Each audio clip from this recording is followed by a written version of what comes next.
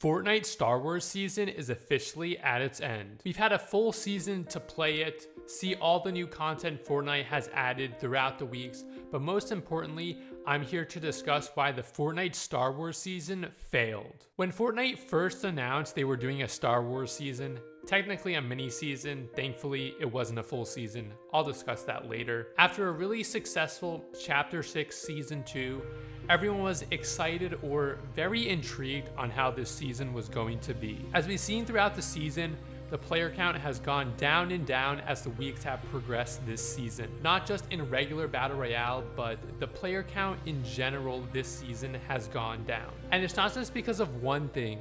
It's many reasons. Note, this video will be released before the Star Wars live event, which I'm surely will bring the player count up immensely as people will be excited for the live event and the new season, which will be playable right after the event. The first reason was at the very beginning when the season first started. Fortnite stated that there will be Star Wars weapons this season. The notes say it's blasters only on day one. The way it was written made everyone think that it was going to be only Star Wars blasters on the first day of the season, and then they would just add the regular Chapter 6 weapons back the next day. We were wrong. No Chapter 6 weapons have been added in this season, and it has all been Star Wars blasters. Fortnite phrased this very poorly. You could say this is a misinterpretation or a lack of communication, but either way, it rubbed a lot of players the wrong way and made a lot of people either disinterested, angered, or disappointed that it was all blasters for the season. Speaking of blasters,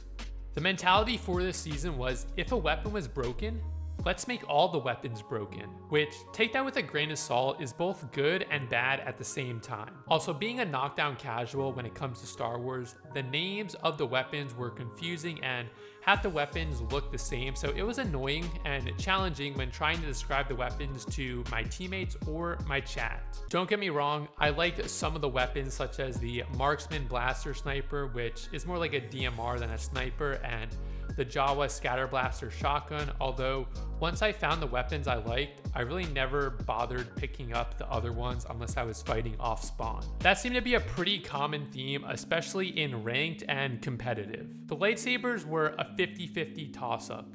Some of the lightsabers that we had were in previous just collabs when Star Wars had a collab with Fortnite, but some of the newer ones were fun to use, especially the Sith Lightning and the Mace Windu lightsabers, but only being able to use the abilities if you went into the portal and not if you eliminated someone who has the lightsaber was definitely underwhelming. Plus, it was easy to counter the lightsabers. I'm talking about your average player trying to block all your shots with the lightsabers, not the crazy tech the pros were using with the Mace Windu lightsaber and the jetpack.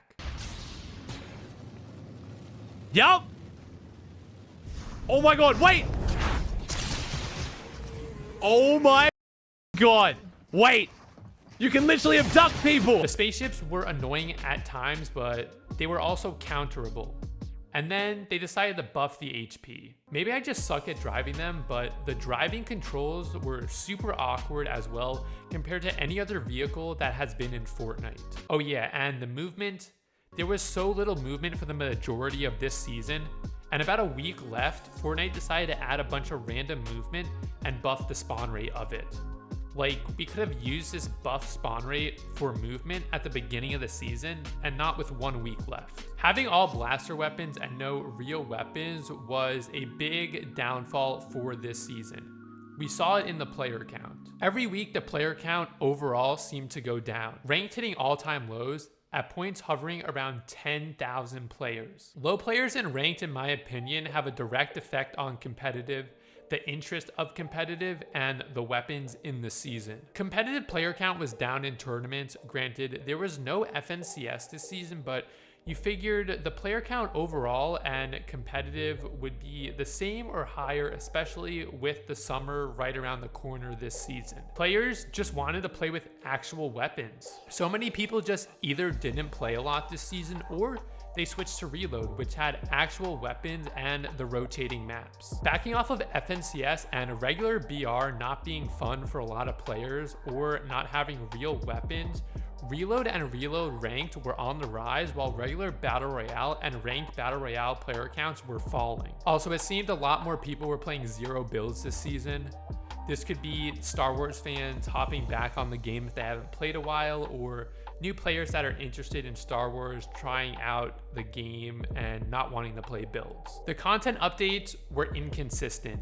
With some updates, there was a lot of new stuff being added, whether that was POIs, NPCs around the map, new weapons, map updates, and other updates. It seemed like they added only 1 or 2 new things, and one of those items was in the game previously. There were new updates every week, but some felt like it was worth hopping onto the game and seeing what new stuff they added, and other times it seemed like it wasn't even worth checking out the update. I'm not gonna be a negative Nico in this entire video. There were parts I did like about this season. As I mentioned before, I liked some of the weapons such as the DMR, the A280 rifle, and the Jawa Scatter Blaster shotgun. The Darth Vader AI was super unique and honestly super cool to interact with. It gave us lots of funny moments, even though he got caught swearing and saying some questionable stuff.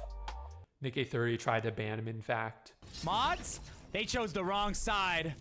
Ban them all. The POIs were really well put together, but it seemed like almost every time I landed at a new POI, I was always having to run from the storm since they were on the corners of the map. The season did feel like a season where I needed friends to play with. It was much more enjoyable playing duos, trios, and squad, whether I was winning or losing, compared to if I was playing solos. Solos this season, especially with limited mobility, it just felt really boring to play, in my opinion.